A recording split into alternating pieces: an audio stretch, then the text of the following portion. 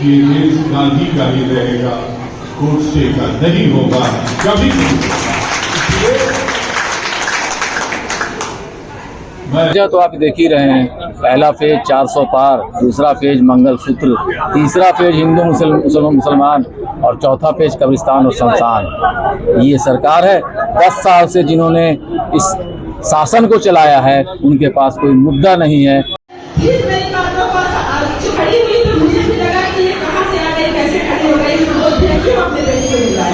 मैं उनके पास गई, बड़ी धैर्य से उनकी बात को सुनी और वो इतनी सुलझी हुई लड़की है और इतनी ही एजुकेटेड है कि मुझे लगता है वो किसी भी फील्ड में कहीं भी जाकर के हमारी सारी योजनाओं को, हमारी सारी बातों को कहीं भी रखने के लिए सक्षम है। मैं इसलिए आप लोग सबों से कहना चाहूंगी, महिलाएं घर जिस तरीका से चलाती है, मुझे लगता है कि उससे जिस घर में महिलाएं सही हैं वो घर को किसी भी मर्द की पैसे से वो देते हैं, लेकिन मर्द की जरूरत नहीं होती है उसको एक तरीके से चलाने के लिए। उसी तरीके से मैं कहती हूँ कि मुझे सेंट्रल में मुझे एक महिला प्रत्याशी आई है सामने उभर करके, जो कि बहुत पढ़ी लिखी, बहुत समझदार, बहुत ही अच्छी है।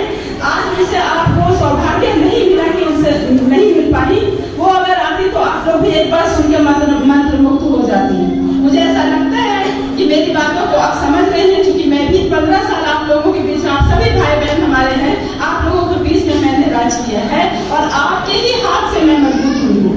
मैं चाहती हूँ कि इस बार आप अपने हाथ को समझ लीजिए, यशस्विनी के हाथ को मत समझिए, अपने हाथ को इतनी मजबूत कीजिए कि हम कहीं हिलने लायक नहीं रहे। हम सबको हिला दें इसी हाथ से, हम किसी के सामने झुकने वाले ना बने, हम किसी के सामने मिलने वाले ना बने। हम सबको इस हाथ को इतने मजबूत बनाए कि पूरी दुनिया को हिला दें। जिस तरीके से आज एक कौम की राजनीति चल रही है, हिंदू मुस्लिम राजनीति चल, क्या आपके घर में आपके दोस्त, आपके पड़ोसी हिंदू नहीं है? क्या आपके दोस्त, आपके पड़ोसी क्रिश्चियन नहीं है? सब है और सब हम मिल के रहते हैं। ये सिर्फ एक राजनीति है कि हिंदू मुस्लिम सिख ईसाई मंदिर मस्जिद किसी चीज की राजनीति को छोड़कर सिर्फ अपने बच्चों के भविष्य को देखें और अपनी ये महंगाई की मार को देखें और अपने साथ जितने जुल्म ढाए जा रहे हैं वो सारे, ये ना कहें कि मुस्लिम के साथ जुल्म ढाया जा रहा है, हिंदू के साथ भी जुल्म है। दो लोग वहां खड़े होकर के कहते हैं कि जय श्री राम, जय श्री राम। क्या आप जब जहाँ होते हैं तो आप वहां नहीं रहते हैं? आपके बगल में मंदिर है, हमारे यहाँ बगल में दुर्गा पूजा होता है, तो क्या हम वहाँ शामिल नहीं होते हैं? सब होते हैं। हमारे ईद में हमारे भाई शामिल नहीं होते हैं क्या? आते हैं। ये मंदिर मस्जिद हिंदू मुस्लिम की लड़ाई से उठकर अपने हाथ को मजबूत कीजिए और ये जो सेंटर में बैठी है नापाक इरादे वाली जो भी सरकार है, इसको हटाइए और आज के बाद आप यहाँ बैठ लीजिए और एक वोट को डाल करके हमारे हाथ में और हमारे गवर्नमेंट में देने का काम करें। मैं बहुत ज्यादा न कहते हुए, मैं तो आपसे रोज मिलूंगी और सारी बातें कहूंगी, बहुत ज्यादा बातें नहीं कहते हुए मैं ये कहूंगी, जो हमारे बीच हमने जो टीम बनाया है, साहिल कहाँ है? साहिलदार है, वो खड़े हो जाए और वोटर निकाल के वोट डालने के, वोट डलवाने का क्या काम करें। मैं अपने इसी चंद बातों को कहते हुए अपने वाणी को विराम देती हूँ। शुक्रिया। वो हस्तियां अपनी बार मिटा दो, वो हस्तियां जो जीतने के बाद देखने नहीं आते हैं, हमारी बस्तियां। इसी चंद शहरों के साथ मैं अपने बड़े भाई पूर्व केंद्रीय मंत्री सुबोध पाल सहाय जी से गुजारिश करूंगा कि आए और वो अपनी बातों को रखें। सुबोध जी। आदिवासियों के लिए जिनको सीएम की एसपीटी एक्ट से बदल करके और सारे उनके जमीन पर कब्जा करके और रानी और अंबानी को देने की साजिश थी, आदिवासियों ने लड़ करके रघुवर दास को थूक के चढ़ा करके और अपने जमीन वापस लिया, अपना कानून ले संशोधन। हम उनकी लड़ाई नहीं लड़े तो किसकी लड़े? दलित समाज बाबा साहब अम्बेडकर के बनाए हुए संविधान को लेकर के आज सबसे आगे बढ़कर के लड़ाई कर रहा है।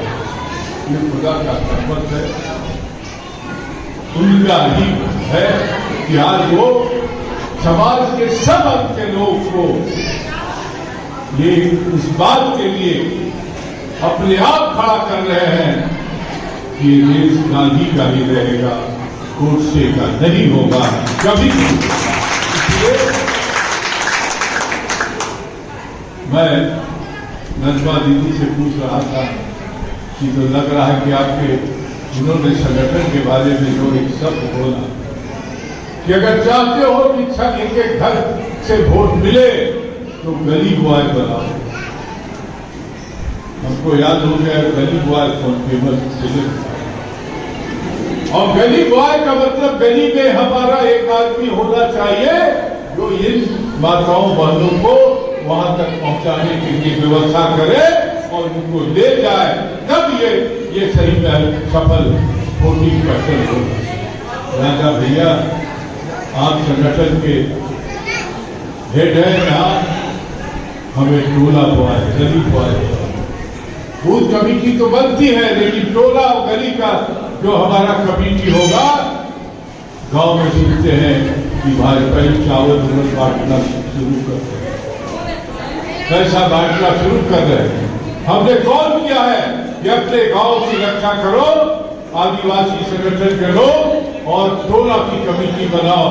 कोई लोगों को लोग देने वाला, पैसा देने का लोग, चावल देने का, हड़िया देने का लोग आए तो खदेड़ के गांव से बाहर भगाओ, क्योंकि ये वोट हमारा अधिकार है, ये बिकाऊ वोट नहीं है, ये हमारा अधिकार है। ये आजादी और अंबानी को भी वही अधिकार है जो हमारे बैठे हुए बंधुओं और भाइयों का है। इसलिए मैं जानता हूँ आप बड़ी लंबी समय से बैठे हैं, आपको देख के थोड़ा चार्ज हुआ। 4 बजे भोर से लेकर 2 बजे रात तक करता हूँ, फिर गिर जाता हूँ, तो फिर उठ जाता हूँ, क्योंकि आपकी यशस्विनी एक नहीं है तो उसे पहचानना जरूरी है। यहाँ लाते हैं उनको खुशी होता है उनको, लेकिन हमारा दफ्तर एक साथ 4 प्रोग्राम कराता है। मैं बहुत समझाया, फिर भी अब उस बेचारी को कहीं वो कहीं गई है, उनकी माता जी कहीं गई है, तो इसलिए मैंने सोचा कि मैं अपने घर में चला रहा हूँ और यहाँ कोई हमसे डिमांड नहीं करेगा कि उम्मीदवार कहा गया, लेकिन आपकी प्यारी सी बेटी आपको जरूर आपके सामने हाजिर होगी। इस पूरे दौर में इस इलाके में कभी मतदाता हो जाएगा तो हाजिर होगी और आपको दुआ देगी। आपका बहुत बहुत अभिनंदन, बहुत बहुत। वजह तो आप देख ही रहे हैं, पहला फेज 400 पार, दूसरा फेज मंगलसूत्र, तीसरा फेज हिंदू मुसलमान और चौथा फेज कब्रिस्तान और शमशान। ये सरकार है 10 साल से जिन्होंने इस शासन को चलाया है, उनके पास कोई मुद्दा नहीं है कि वो मुद्दा की राजनीति करे। वो हिंदू और मुस्लिम और धर्म आधारित राजनीति बहुत दिन तक चलती नहीं। क्या लगता है महागठबंधन के पास क्या मुद्दा है जो आप लोग पसंद करें? महागठबंधन के पास जो मुद्दा है वो गरीबों का मुद्दा है। महागठबंधन के पास जो मुद्दा है 1 लाख, हर वर्ष 1 लाख लोगों को रोजगार, हर वर्ष 1 लाख रुपया गरीबों के खाते में हमारे राहुल गांधी ने बोला खटाखट उनके खाते पे, और आप देख रहे हैं इंशाल्लाह बदलाव का संकेत आप बोल रहे हैं। आप देख लीजिए ना, आप पहली उठा के देख लीजिए ना, जिसको इन्होंने यूपी मॉडल को लेके आया था, यूपी मॉडल इन्होंने कहा था कि यूपी मॉडल हमारा यूपी मॉडल है, उस यूपी मॉडल में इनको 40 सीटों के लाले पड़े हैं। तो आगे आप जानते ही हैं क्या है, आप तो पत्रकार हैं।